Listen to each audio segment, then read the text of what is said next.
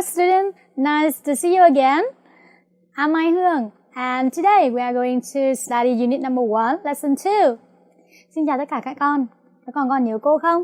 Cô là Mai Hương. Ngày hôm nay chúng mình sẽ vào bài 1 và vào lesson 2 nhé. Các con còn nhớ bài lesson 1 chúng ta học câu hỏi gì không? What's your address and where do you live? And today the first activity we are going to sing a song, okay? Và để bắt đầu trong bài học ngày hôm nay chúng ta sẽ cùng nhau nghe bài hát nhé. Where do you live? Where do you live? I live in a house, a beautiful house on Main Street. What is your address? Number 10 Main Street. I live in a house with stairs to go up and down. I live in a house, oh yeah, a beautiful house on Main Street. Where do you live? I live in an apartment, a beautiful apartment on Oak Street. What is your address? Number 6311 Oak Street. I live in an apartment with an elevator that goes up and down. I live in an apartment, wow, a beautiful apartment on Oak Street. I live in a house. I live on Main Street. On Main Street. You live on Oak Street. Oak Street. You are my neighbor. Please come to my house for tea. And now, let's read each sentence of the song, okay? Bây giờ chúng mình sẽ cùng nhau đọc từng câu một nhé. Where do you live? I live in a house. Where do you live? I live in a house. A beautiful house on Main Street. A beautiful house on Main Street. Bạn sống ở đâu? Tớ sống trong một ngôi nhà rất đẹp ở đường Main. What is your address? What is your address? Number 10 Main Street. Number 10 Main Street. Địa chỉ của bạn là gì? Số 10 đường Main. I live in a house. I live in a house. Tôi sống trong một ngôi nhà. With stairs to go up and down. With stairs to go up and down. Với những bậc cầu thang để đi lên và đi xuống. I live in a house. I live in a house. Tôi sống trong một ngôi nhà. A beautiful house on Main Street. A beautiful house on Main Street. Một ngôi nhà rất đẹp ở đường Main. Where do you live? I live in an apartment. Where do you live? I live in an apartment. Bạn sống ở đâu? Tớ sống trong một căn hộ. A beautiful apartment on Oak Street. A beautiful apartment on Oak Street. Một căn hộ rất là đẹp ở phố Oak. What is your address? What is your address? Địa chỉ của bạn là gì? Number 6311 Oak Street. Number 6311 Oak Street. Số 6311 đường Oak. I live in an apartment. I live in an apartment. Tớ sống trong một căn hộ. With an elevator that goes up and down. With an elevator to go up and down. Elevator, thang máy. Với một cái thang máy để đi lên và đi xuống. I live in an apartment. Wow. I live in an apartment. Tớ sống trong một căn hộ. A beautiful apartment on Oak Street. A beautiful apartment on Oak Street. Một căn hộ rất đẹp ở phố Oak. I live in a house. I live on Main Street. On Main Street. I live on Main Street. Tớ sống ở phố Main. You live on Oak Street. Oak Street. You live on Oak Street. Bạn sống ở đường Oak. You are my neighbor. You are my neighbor. Bạn là hàng xóm của tớ. Please come to my house for tea. Please come to my house for tea. Xin mời hãy đến nhà tớ để mình cùng uống trà nào. Alright, that's the end of the warm-up activity. Đó là phần cho hoạt động để chúng ta bắt đầu bài học của chúng ta. And now, let's start. Bắt đầu nhé. The first activity is look, listen and repeat. Hoạt động đầu tiên là chúng ta sẽ nhìn tranh, lắng nghe và nhắc lại theo câu nhé.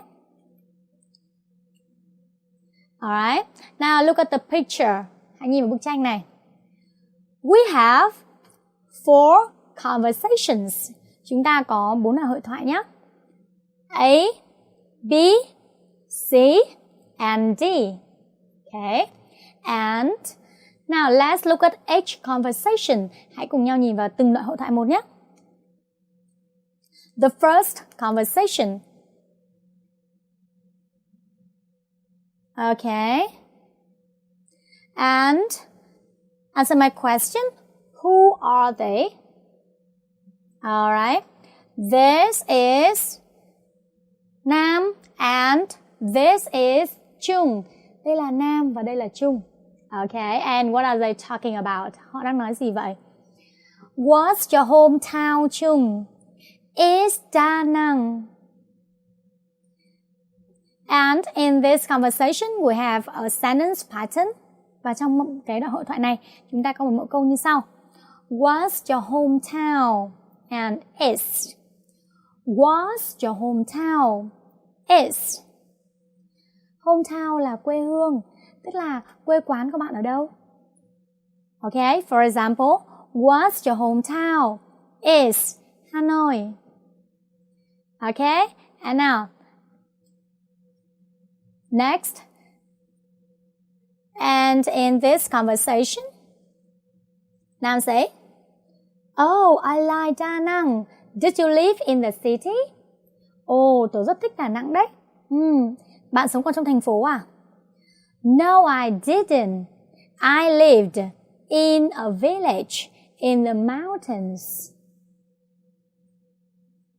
Trong bài hội thoại này, chúng ta có một mẫu câu. Did you? And đây là dạng câu hỏi đảo, cho nên khi mà mình trả lời, mình sẽ trả lời là yes, I did, nếu đúng là như thế. Còn nếu mà không phải như vậy, sẽ là no, I didn't. Okay? Oh, I like Da Nang. Did you live in the city? Oh, tôi rất thích Đà Nẵng. Bạn đã sống trong thành phố, có phải không? No, I didn't. Không, tôi không sống trong thành phố. I lived in a village in the mountains. Tớ sống trong một ngôi làng ở trên núi. Okay, good. And now, next conversation.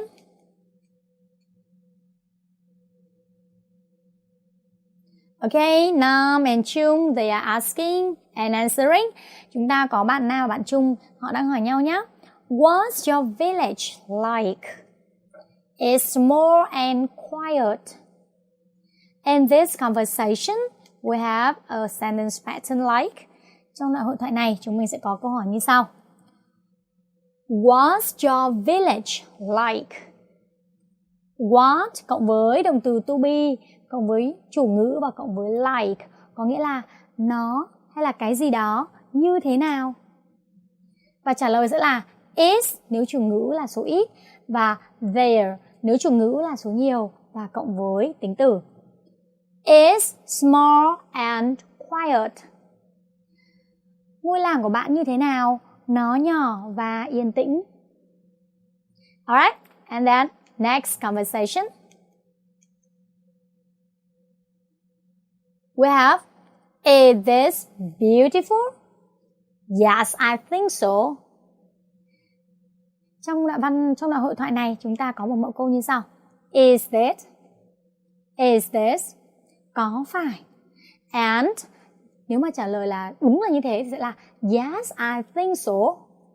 And no, I don't think so. Đúng rồi, tôi nghĩ là như vậy. Và không, tôi không nghĩ là như vậy. Is this beautiful? Nó có đẹp không? Yes, I think so. Có, tôi có nghĩ là nó đẹp đấy. Okay. And now, I would like you to listen to the conversation. And you are going to listen twice. Bây giờ cô muốn các con sẽ nhìn vào bức tranh và chúng ta cùng nhau nghe nhé. Và các con sẽ nghe 2 lần. Page 8. Lesson 2. Activity 1. Look, listen, and repeat.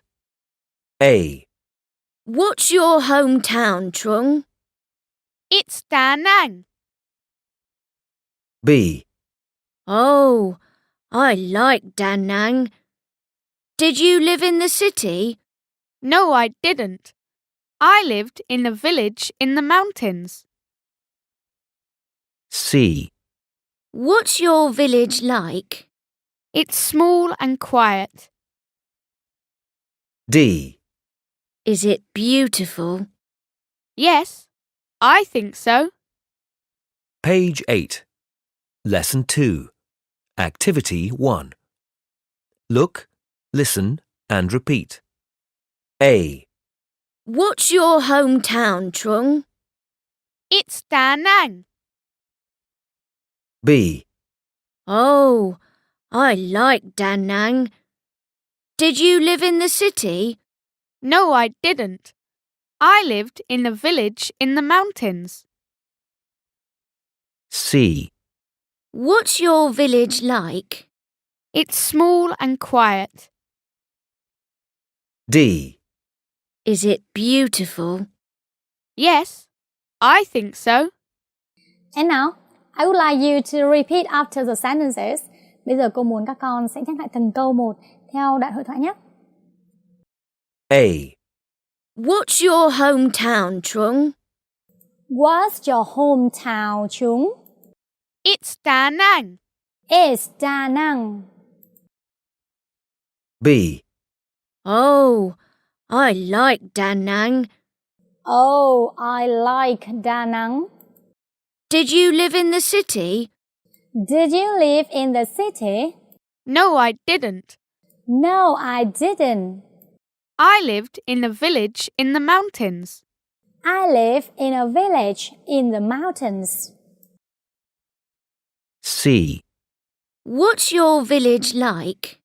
What's your village like? It's small and quiet. It's small and quiet. D. Is it beautiful? Is it beautiful? Yes, I think so. Yes, I think so. Okay, and this time we will play roles. Và lần này chúng mình sẽ luyện tập bằng cách chúng mình đóng vai nhé. And for the first time, I'm asking and you're answering. Và với lần đầu tiên thì cô sẽ là người hỏi và các con sẽ là người trả lời nhé. Alright, now let's start. What's your hometown, Trung? Oh, I like Da Nang. Did you live in the city?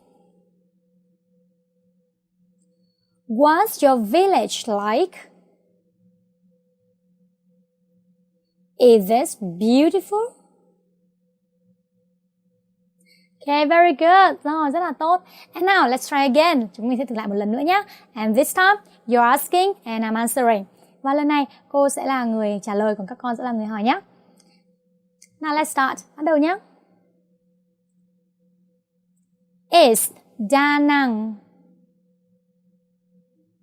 No, I didn't. I live in a village in the mountains. It's small and quiet. Yes, I think so. Alright, very good. And there are some sentence patterns that I would like you to remember after this activity. Có một số mẫu câu mà cô muốn các con sẽ nhớ được sau bài này nhé. What to remember.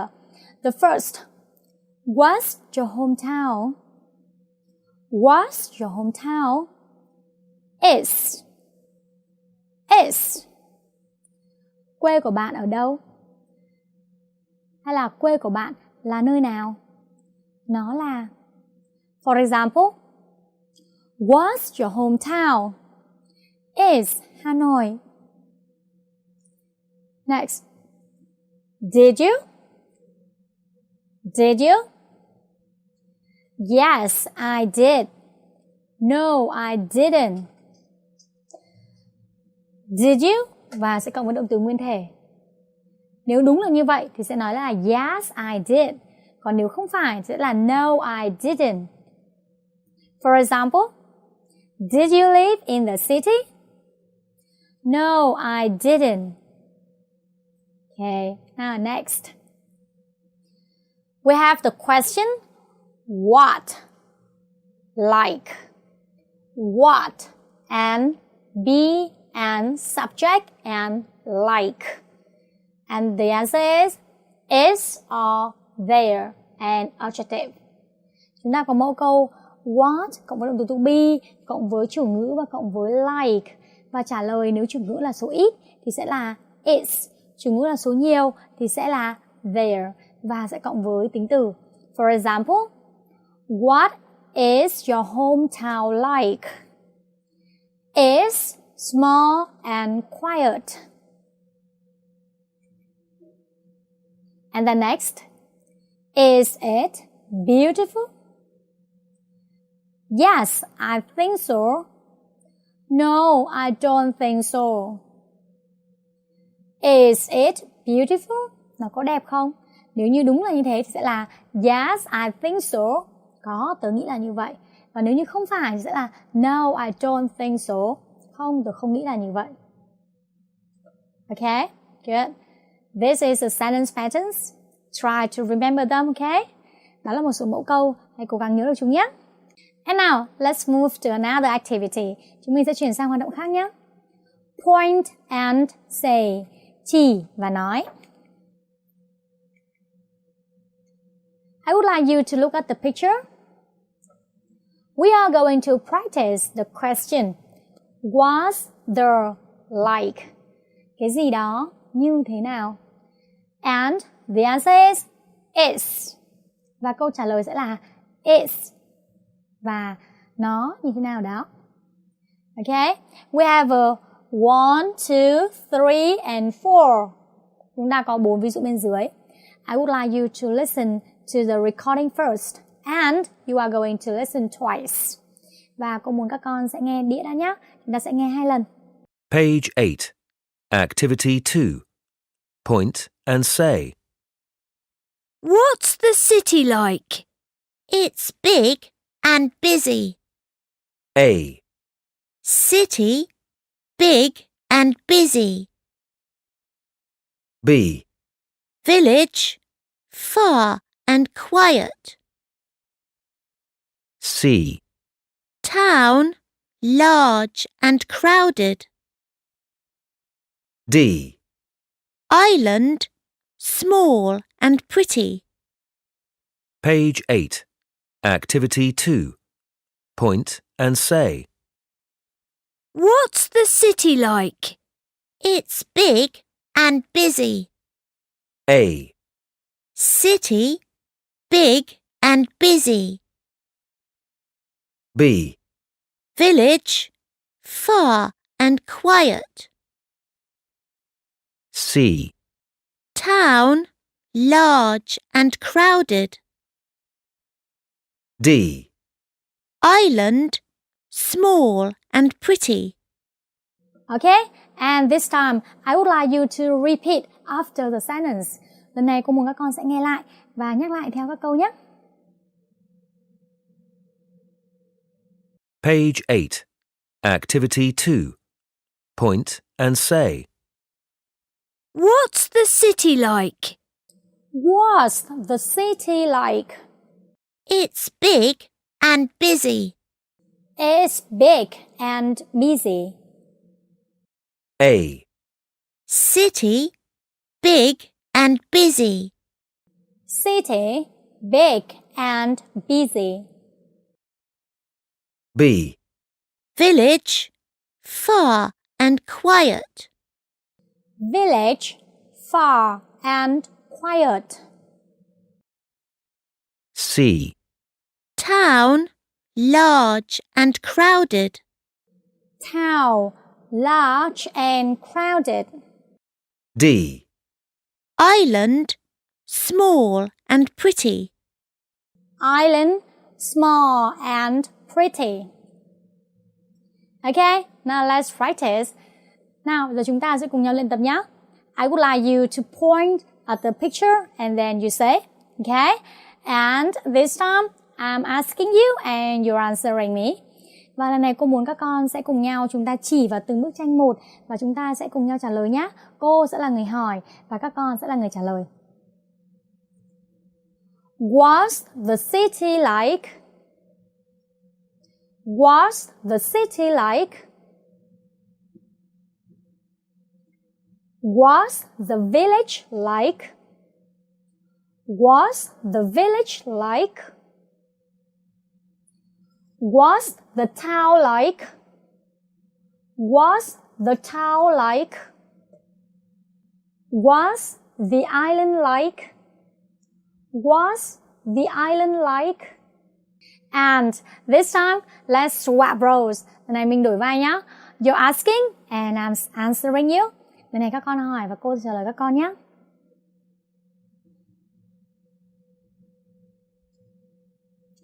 It's big and busy. It's big and busy. It's far and quiet.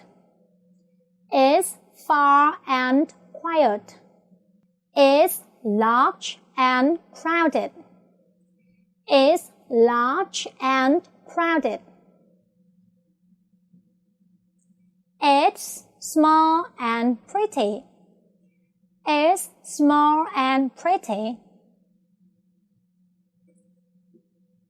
Okay, good.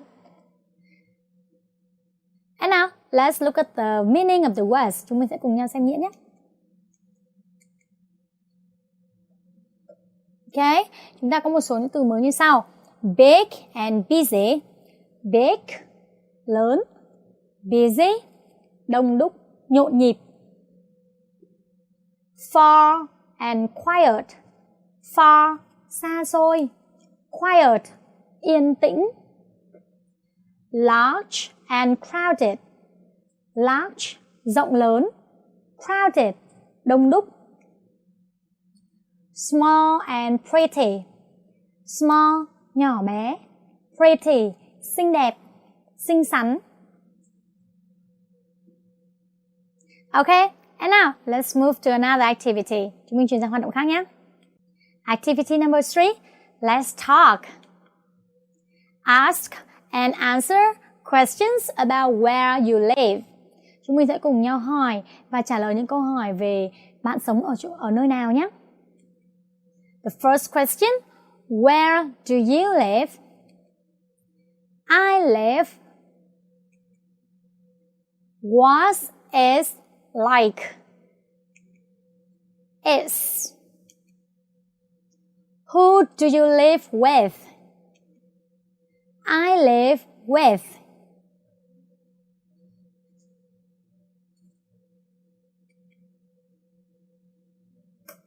Okay? And now, you see? Where do you live? Bạn sống ở đâu? I live, tớ sống. Các con còn nhớ công thức của bài trước không? Can you remember the sentence patterns in the last lesson? Okay, I live. Bạn sống ở đâu? Tớ sống ở. I live. We have flat, căn hộ. And then street, đường phố. Okay, and then city, thành phố. Okay, for example, where do you live? I live in flat 10 on the second floor of City Tower. For example, I live in flat 10 on the second floor of city tower?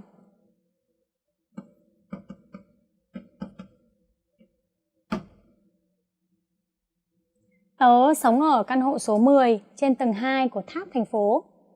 Alright? And was it like? Was it like? Nó như thế nào? Is. Nó. Và đằng sau đấy sẽ cộng một tính từ. For example, was it like? Is beautiful. Or is small. Or is big. Okay? And who do you live with? Bạn sống cùng với ai? I live with. Tớ sống cùng với. For example, who do you live with? I live with my father, my mother, and my younger brother. Tớ sống cùng với ba, với mẹ và với em trai. Alright, and now let's talk. This time, I'm asking and you're answering, okay? Chúng mình hãy cùng nhau nói chuyện nhé. Lần này cô sẽ là người hỏi, các con sẽ là người trả lời cô nhé. Let's start. Bắt đầu nhé. Where do you live? Was it like? Who do you live with? Okay, very good. And now, let's swap roles. Bây giờ chúng mình sẽ cùng nhau đổi vai nhé. This time, you're asking and I'm answering you. Lần này các con sẽ là người hỏi và cô sẽ là người trả lời nhé. I live in flat 10 on the second floor of City Tower. It's small and beautiful. I live with my father, my mother, and my younger brother. Alright, thank you. Good, rồi, cảm ơn các con. You're very good, các con rất là giỏi đấy. And now, let's move to another activity. Chúng mình chuyển sang hoạt động khác nhé. Listen and circle A or B. Chúng mình sẽ cùng nhau nghe và khoanh tròn A hoặc là B. We have some sentences here. Chúng mình có 4 câu. And 2 options for each sentence. Và 2 lựa chọn cho mỗi câu. A and B, A and B, A and B, and A and B. Okay? Tom lives in a. Tom sống ở trong. Pretty and quiet village. Một ngôi làng yên tĩnh và xinh đẹp. Pretty and busy town. Một thành phố nhộn nhịp và xinh đẹp. Tony's city is. Thành phố của Tony thì crowded and busy. Đông đúc và nhộn nhịp. Large and busy. Nhộn nhịp và rộng lớn. Peter's town is. Thành phố của Peter thì big and crowded. Lớn và đông đúc. Small and busy. Nhộn nhịp và nhỏ bé. Linda lives in a. Linda sống trong một big and busy city. Một thành phố nhộn nhịp và rộng lớn. Small and busy city. Một thành phố nhộn nhịp và nhỏ bé. Okay? And now you are going to listen to the recording and you are going to listen twice. Bây giờ chúng mình sẽ cùng nhau nghe nhé. Và các con sẽ nghe 2 lần. Page 9. Activity 4. Listen and circle A or B. 1. Where do you live? I live in a village. What's it like? It's pretty and quiet. 2. Where do you live? I live in a city. What's it like? It's large and busy. 3.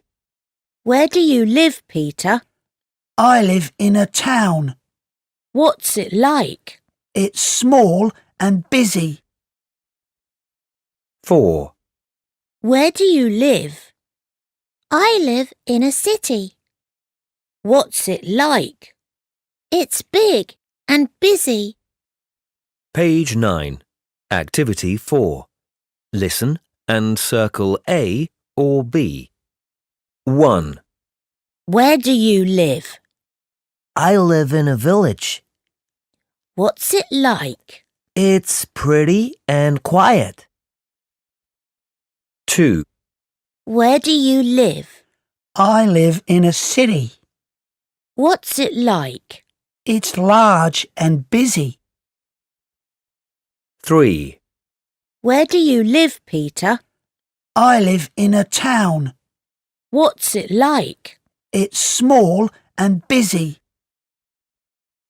4, Where do you live? I live in a city. What's it like? It's big and busy. And now, let's listen again and repeat after the sentence, okay? To check your answer. Giờ chúng mình sẽ cùng nhau nghe lại. Các con sẽ nhắc lại từng câu một và để kiểm tra xem câu trả lời của mình là đúng hay là sai nhé.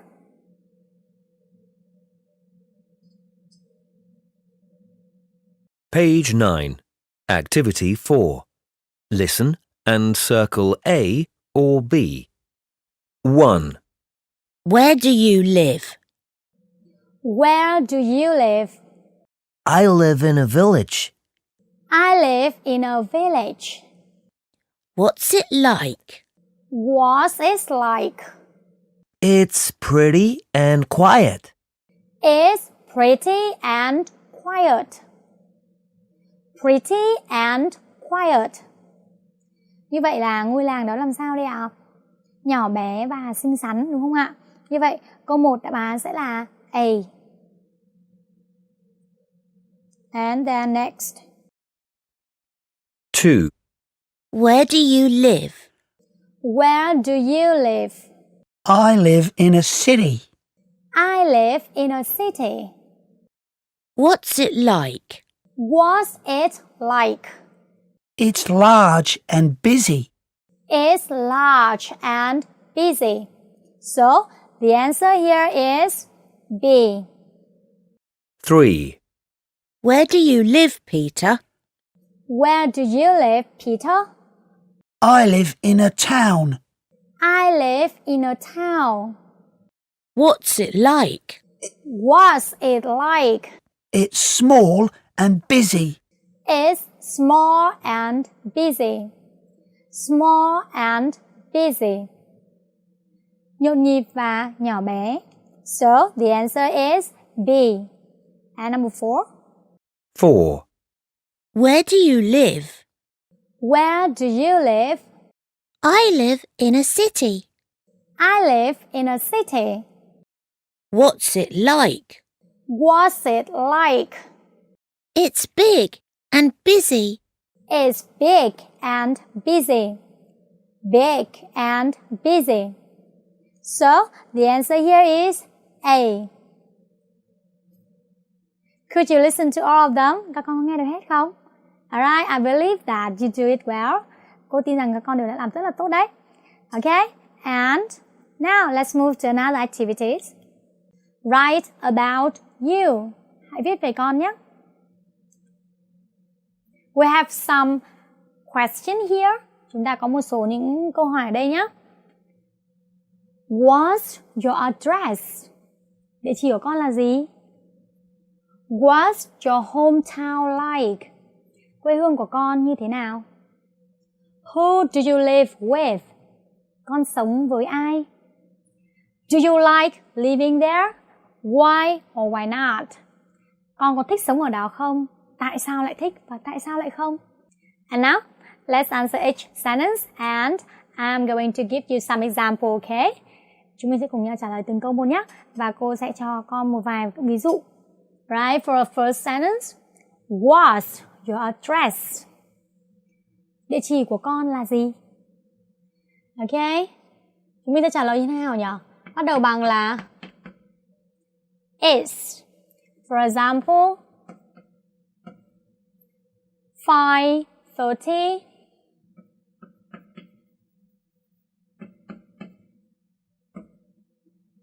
Tuy Khuê Street. What's your hometown like? Quê hương của bạn như thế nào? Khi mình nhắc đến quê hương, street, Hanoi.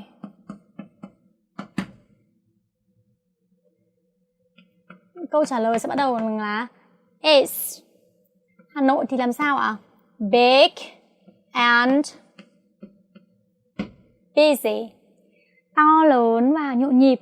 Hoặc là các con có thể trả lời là is large and busy. Rộng lớn và nhộn nhịp.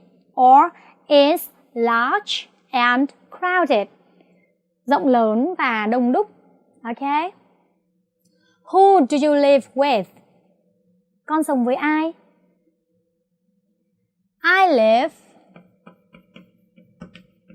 with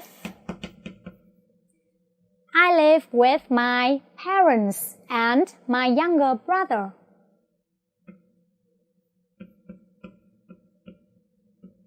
My parents and my younger brother. Con sống với ba mẹ và với em trai. Thế nếu như mà không có em trai mà mình có em gái hoặc là chị gái, mình sẽ dùng từ gì? Yes, that's right. Sister.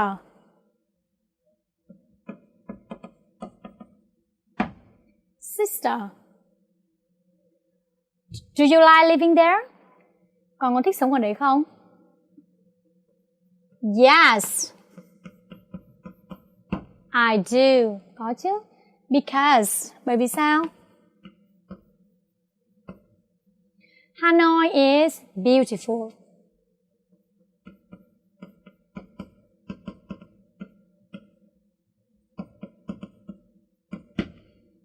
Okay, so these are some examples about you or about myself. Đây là một số những câu là ví dụ về bản thân các con hoặc là về bản thân cô nhé. Is 330 Thụy Khuê Street, Hanoi. Is big and busy. I live with my parents and my younger brother. Yes, I do, because Hanoi is beautiful. And at home, you can write sentences about you. Okay? Ở nhà các con có thể viết những câu khác về bản thân mình nhé. Now, let's move to another activity. Let's play. We have a game. Chúng mình sẽ có một cái trò chơi ngày hôm nay. Spot the difference. Tức là chỉ ra được điểm khác biệt. We have two pictures. Chúng ta có hai bức tranh. And I would like you to look at the pictures and find out 5 differences between them. Và cô muốn các con sẽ nhìn bức tranh này, nhìn vào hai bức tranh này và chỉ ra cho cô 5 điểm khác biệt giữa hai bức tranh này nhé. Okay, now let's try. Okay, go. Okay, the first difference. Yes, good.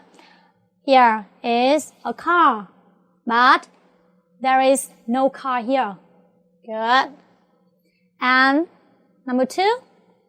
Okay, the roof. Okay, we have something on the roof. And there's no roof. Okay, good. Number 3. We have a girl here, but here, no girl. Number 4.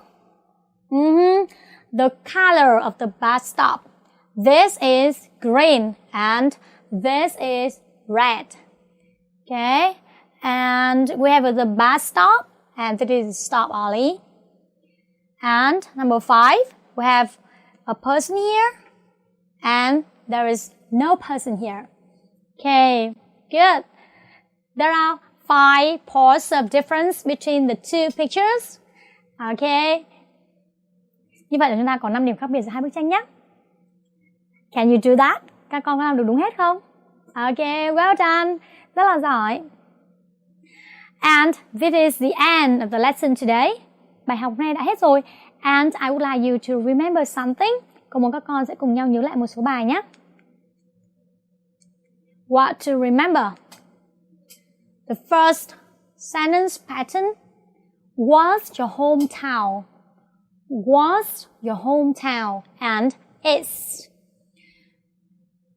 Quê hương của bạn là gì? Nó là. For example, what's your hometown? is Hanoi. The second sentence pattern is did you? And if yes, yes, I did. If no, no, I didn't. Bạn đã làm gì đó có phải không? Nếu như mà đúng là như thế thì sẽ là yes, I did. Đúng rồi. Và nếu mà là không thì sẽ là no, I didn't. Và các con lưu ý là sau did you sẽ động từ sẽ là động từ nguyên thể. For example, did you live in the city? Yes, I did. Okay, next. What, like, and is are there. Adjective. Câu hỏi miêu tả cái gì đó như thế nào. What cộng với động từ to be, cộng với chủ ngữ và cộng với like. Và nếu mà chủ ngữ là số ít thì sẽ là is, chủ ngữ là số nhiều thì sẽ là there. Ok, và cộng với tính từ. For example, what's your hometown like? It's big and busy. And the last, is it beautiful? Yes, I think so. No, I don't think so. Nó có đẹp không? Nếu mà đúng là như thế thì sẽ là yes, I think so. Tôi cũng nghĩ là như vậy. Và nếu mà là không thì là no, I don't think so. Tôi không nghĩ là như vậy đâu. Is it beautiful? Yes, I think so. Okay. These are the sentence patterns that you need to remember after this lesson. Try to write down them at home as much as possible, right? Đây là những mẫu câu mà các con cần phải nhớ trong bài học ngày hôm nay. Ở nhà chúng mình hãy viết ra thật nhiều nhé. And then, about the new words, chúng ta sẽ cùng nhau học về từ vựng nhé. We have some new words that you need to remember. Chúng ta có một số các từ mà các con cần phải nhớ. The first is big. Big có nghĩa là to lớn, rất là to. Quiet. Quiet nghĩa là yên tĩnh, yên lặng. Quiet.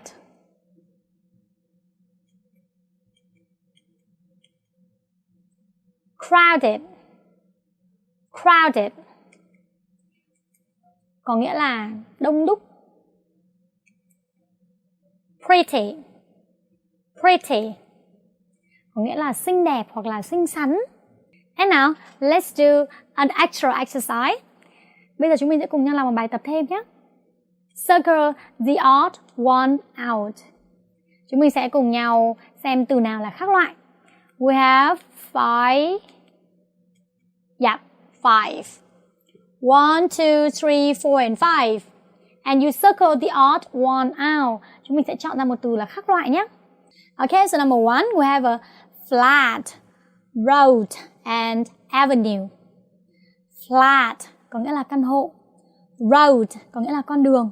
Và avenue có nghĩa là đại lộ. So which one is different? Về từ nào là khác đây? Yes, that is flat. Đúng rồi, từ khác đây là căn hộ.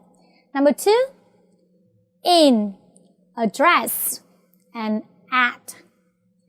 In là ở trong, address là địa chỉ, at là ở tại. So which one is different? Đúng rồi, từ nào là khác biệt đây ạ? Okay, that is address. Good, very good. And number 3, where, live and work.